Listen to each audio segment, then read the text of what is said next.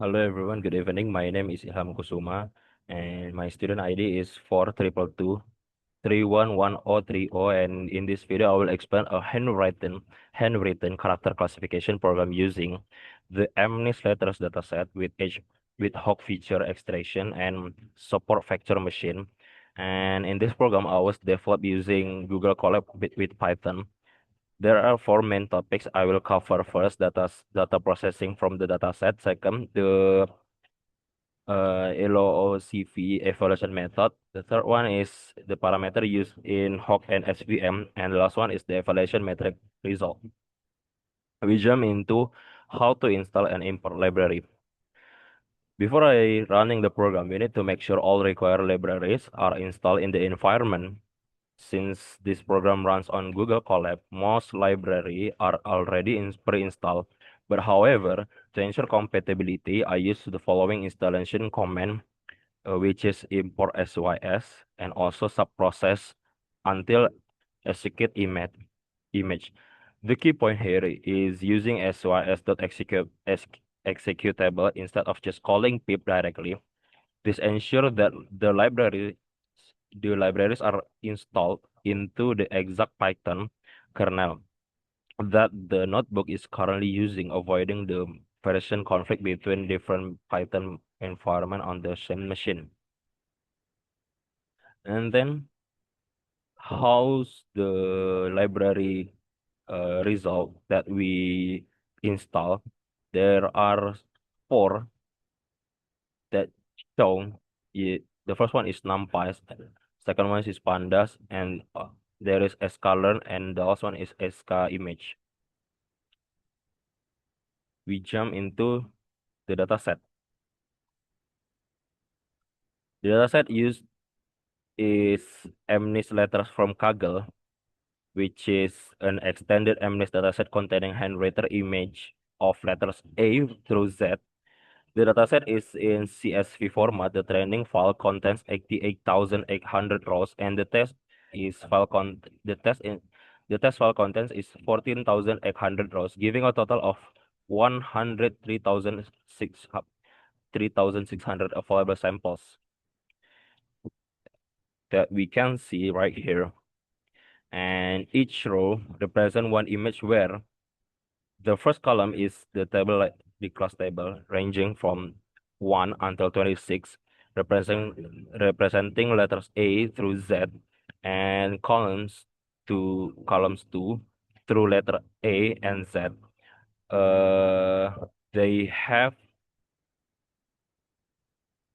they have 785 pixel values, and the 784 values in the total represent a 28 by 28 pixel image. The label are then converted from the range 1 until 26 to 0 until 25 to be consistent with Python 0 based indexing. And since the assignment requires only 2,600 sample with a balanced class distribution, I performed balancing sampling. The process from letter A through Z, 26 class total. Exactly 600 samples are selected randomly before selection. The indicates of each class are shuffled using NumPy's random shuffle, ensuring the chosen sample are truly random. After all, classes are sample and the entire dataset is shuffled again, so that class order is randomized. And then we get the result, 2,600 sample we can see here. And exactly 600 sample per class with perfectly balanced. This is confirmed in the program output with the status balance. And we have to reshaping. MNIST has a non-characteristic image are stored in the column major format, meaning that if displayed directly, the image will appear rotated or mirror. To correct this, I apply a transpose operation in emj.t, which restore the correct orientation so that letters are readable and properly oriented. And we have to split the data set. The data set, each one.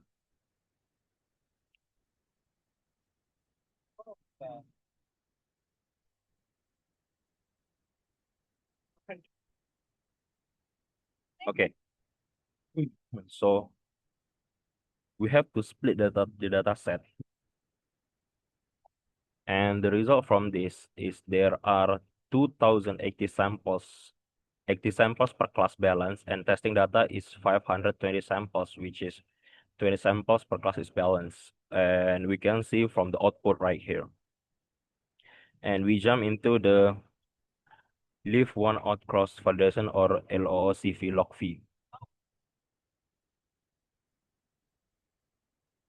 And I will explain what is log V. Log V is an evaluation method where each iteration use one single sample as the test data and all remaining sample as the training data. If a dataset has n samples, there will be an iteration. The advantage of log V is that it provides a nearly unbiased estimate of model performance, since almost all data is used for training in single iteration. So how to approach use this one is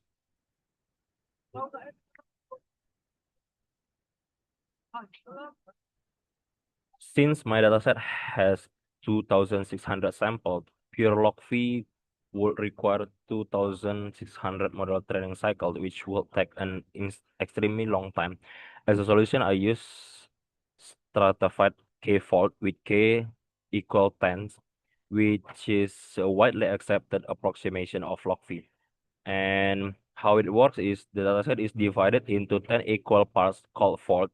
In each iteration, one fold is used as the validation set, and the remaining 9 folds are used as the training set. This re this is repeated until 10 times, so that every sample has used as a validation data exactly once. And the result we can see right here on the output. So the fourth one is 81.92%. Fault to 82.69%, faulty is 15%, and so on, so on, so on, so on. And then this one we can see the log V accuracy. Um, by the graphic, we can see the mean of F1 is 83.67%, and accuracy mean is 83.69%. And we jump into we're going back to Hawk and SVM.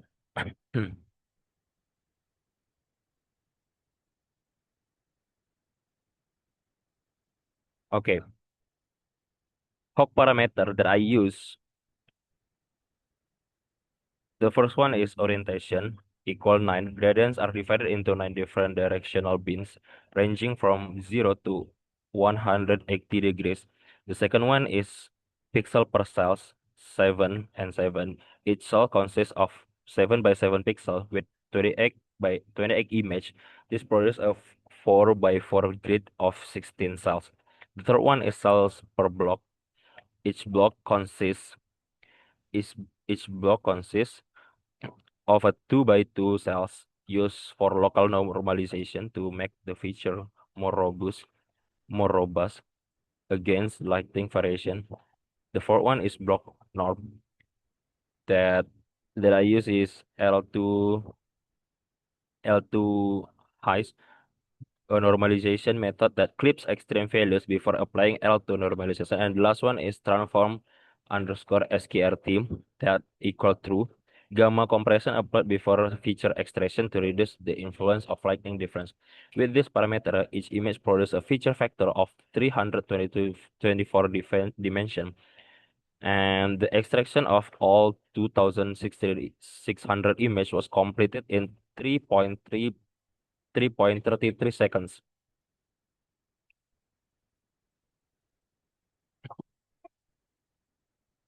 And then we jump into SVM and grid search. For classification that I use, For for classification that I use a support vector machine or SVM within the pipeline that begins with a standard scalar to normalize the Hawk feature values before feeding them into SVM. To find the best SVM parameter, I use grid search with fivefold cross validation on the training data. Parameter that I test, first one is kernel. There is RBF, linear and also polynomial. And then there is C, gamma, and a total of 48 parameter combination were evaluated over a duration of 12.1 minutes. From the grid search, the best parameter found were kernel is mostly RBF and the param SVMC is 10 and gamma mostly is scale.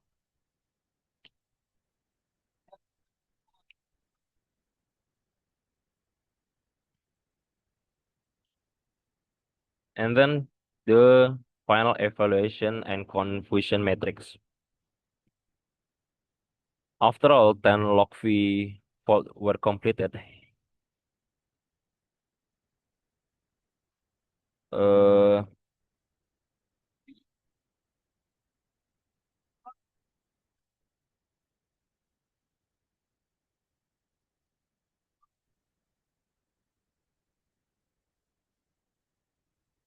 okay.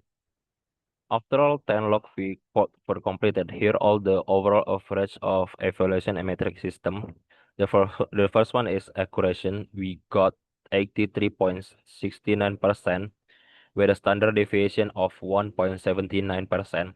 Precision 84.88% with deviation is 1.65%. Recall we got 83.69% with standard deviation is 1.79%. And the last one is F1 score is 83.67% with the standard deviation is 1.74%. The small standard deviation indicates that the model performed consistently across all faults with no significant variance between iteration. How about the test result? And the test result or the test performance is the accuracy that we got is 85.19%, precision is 85.49%, recall is 85.19%, and also F1 score is 85.14%. The test results are slightly higher than the average log V score, which indicates the model are not overfitting. And the training accuracy reached 99.90%, yet the test accuracy of 85.19% shows that the model still generalizes well to unseen data.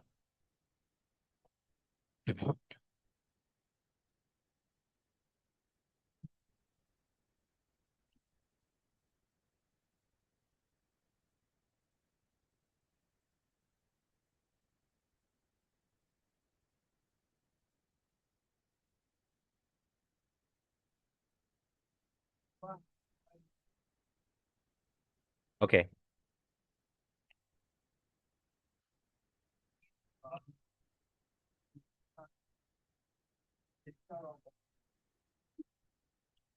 I will explain about the per class performance. Looking at the classification report, some classes achieve outstanding performance. Letter O with the F1 score is 95,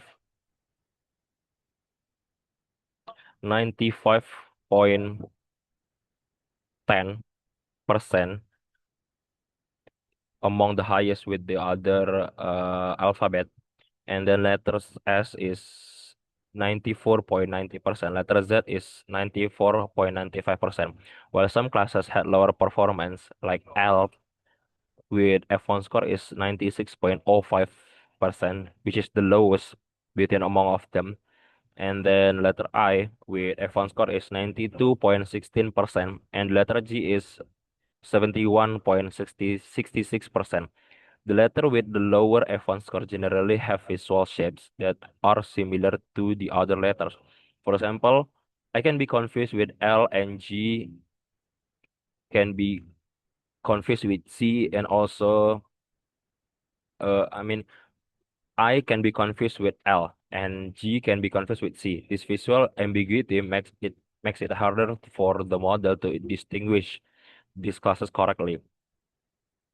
And the confusion matrix,